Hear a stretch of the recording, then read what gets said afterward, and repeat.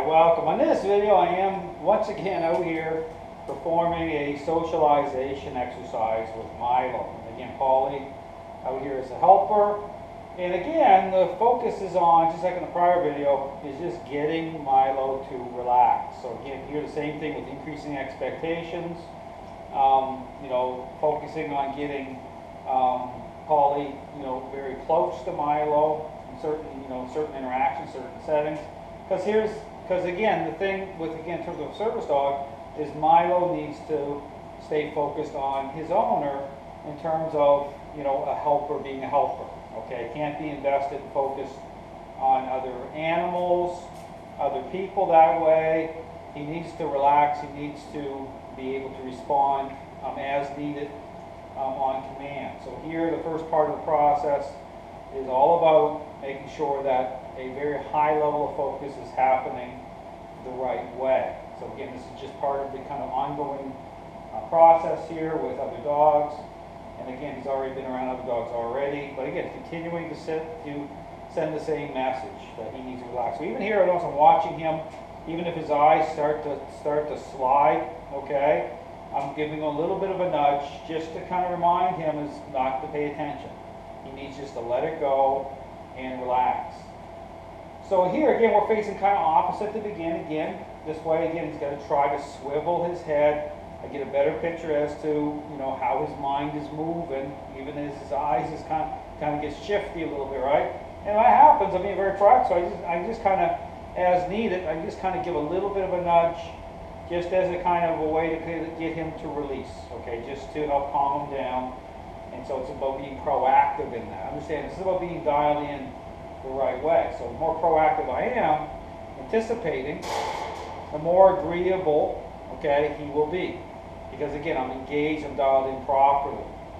Versus waiting, okay, until he's already committed and expressing a level of control, and that's not as effective because then you're going to be in more conflict with the dog, you're going to be more disagreeable because you're taking more of a reactive posture. Here I'm very proactive because I already understand where we're at in the relationship and what needs to happen to make sure that his perceptions are changing the right way, at the right level. And then we can begin to connect other dots. So here, I'm going to bring him up into the sit. Sit. Start to move around a little bit with him like before. I'm going to encourage Paulie to come out here. Paulie, come. Come on.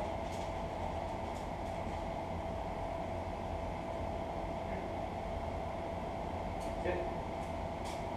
Sit.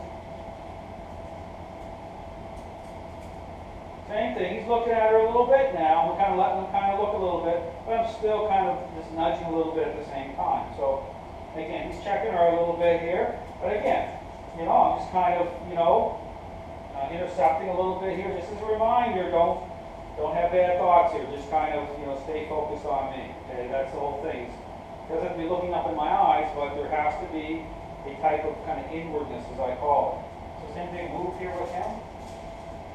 He's stretching out a little bit here. So Paulie, come on over. Encourage Paulie to come over a little bit. As Paulie comes over, all right, I'm staying focused on him. Down. I'm putting him into a down. Down. And I'll reaffirm the down. Now here's the thing, when you're watching a dog in a down, position, okay, it's more just about the position, it's about the body, what the body's telling you, okay? You're going to get feedback. So here you can tell from relaxation, because typically what I'm waiting for, down. What I'm waiting for is the dog to kind of exhale, okay, to kind of take a breath, really relax. And that's what you should be going for, okay, when you're doing this. This isn't just about a position that way.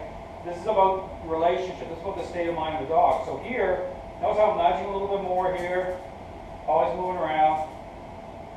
So what I'm doing here is I'm really focused on getting him to relax. Okay, not be concerned about, because Paulie's moving around a little bit more, and that will trigger him a little bit, right? They want to track her. They want to check out what she's doing. So here, I don't care about, I don't want him to care about her moving around that way. Okay, I want him just to relax. The same thing, and how I intercept it, it's the same thing. I'm just subtly kind of nudging him a little bit with the leash. I'm standing over him, Okay, so again, this is like a power play. Okay, this is about control. So same thing. So I'm going to maintain this posture here. I'm going to continue to nudge him a little bit until he starts to really take that kind of breath and just kind of let it go. Nudge him a little bit. Because again, there's always, again, what I'm listening for is this underlining whining. There's a little bit of that, a little bit of protest here.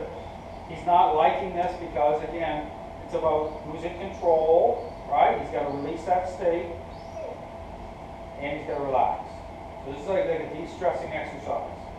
It does not take the stress off of him, but it's a process. So, again, because the expectations are he's got to learn to be a follower and just relax and not be invested in that way. Polly's just over there, you know, hanging out. She don't care. She's used to this with other dogs. Okay. She's very just comfortable, you know, coming out here, checking things out. Probably saying to herself, you know, these dogs should know the deal by now. So there we go. So that's right there. That's a great moment. He's kind of put his head down between his paws, and he finally just really is relaxing that right now a little bit. Because he knows that this is the expectation. See, that's the thing. This is about the messaging, about this being a constant, okay? Just a constant way that I'm going to expect him to respond, okay, to interact, way of thinking. So I'll bring him up and go sit from here. Sit. And the same thing, I'm going to come over here, and I'm going to relax here too. So I'm going to bring him over again, same thing. I'm kind of nudge him over. I'm going to bring him over here near me. Down. Let him go down. I'm going to seated position. And I'm just going to tap the leash a little bit. And same thing right here. Just want him to relax. You know, he's looking a little bit at her, tracks, his eyes will slide. I'm just going to nudge the leash. No petting, I just kind of moved his ear a little bit. But same thing, when you do this type of thing, this way, okay, you want to keep it clean, as I call it, right? No, you don't want the dog leaning on you. You don't want the dog on your feet. Okay, you want to keep a little bit of space, because this is about relationship. Okay, if the dog is touching you, leaning on you, that's going to affect things. Okay, this is about just him. Because this is still a power play here. This is still about control. I'm still nudging him, communicating with him through the leash to relax.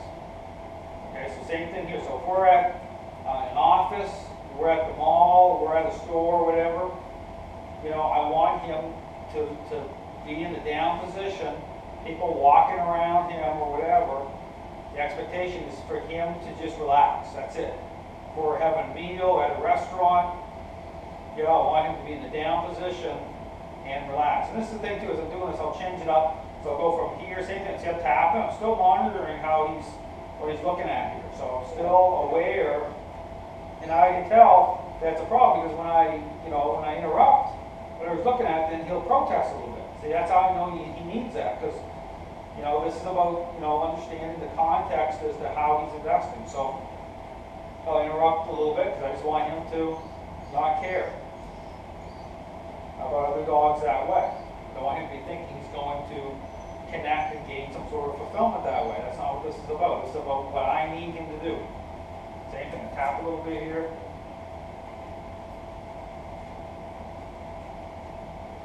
Now from here, okay, I'm going to be bringing him around this side a little bit closer to me. Sit. And I'm going to move him this way. Again, just how I move the leash and communicate with him where to go. I'm going to bring him around. Bring him in. Put him into a sit right here. Down. Put him into a down.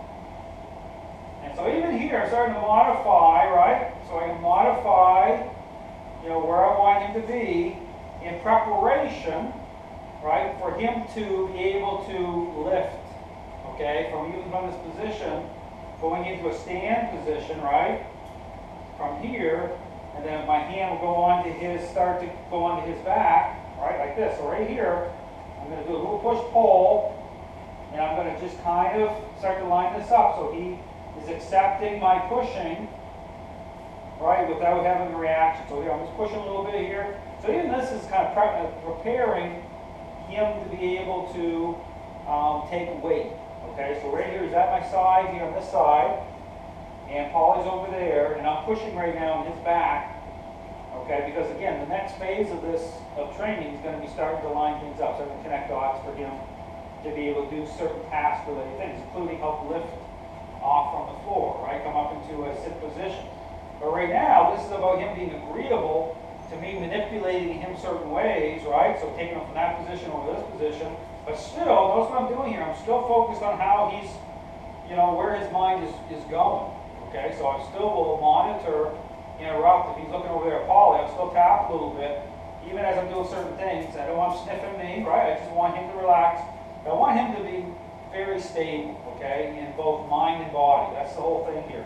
The whole principle here is for him to be very focused, very stable, just calm, relaxed, but ready to respond to what I need him to do. So same thing here. Same thing. I'm just going to push on his back here a little bit, but I'm pulling up at the same time. So here, this gets him to start to accept some of my pushing, but I'm not really pushing right now to do a push-pull. This isn't really meant to interrupt his state of mind. Right here, me pushing, this is preparing him a little bit to receive this type of weight and touch for him to begin to push and push off from the ground. Okay, so I'm just going to push on him a little bit here, just so you can kind of see how this works. But I'll tap a little bit. So even here, see, I'll tap a little bit because I'm still don't want him looking over a collar. Right, so it's kind of a, I'm doing two things at the same time here. But I'm not praising him either, okay? This is just about him acknowledging or accepting what I'm doing as a follower.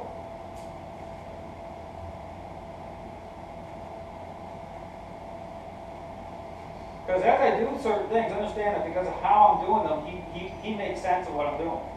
Because there's certain ways I do things that dogs will make sense of based, again, on how I'm moving the leash, how I'm moving my hand, how I'm interacting. Everything's very, very specific because I'm doing the same thing over and over and over again in certain ways. Sit.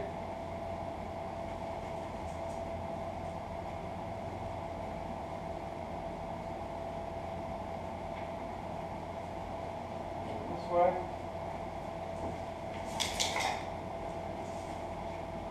So again, Mylo's doing really, really great.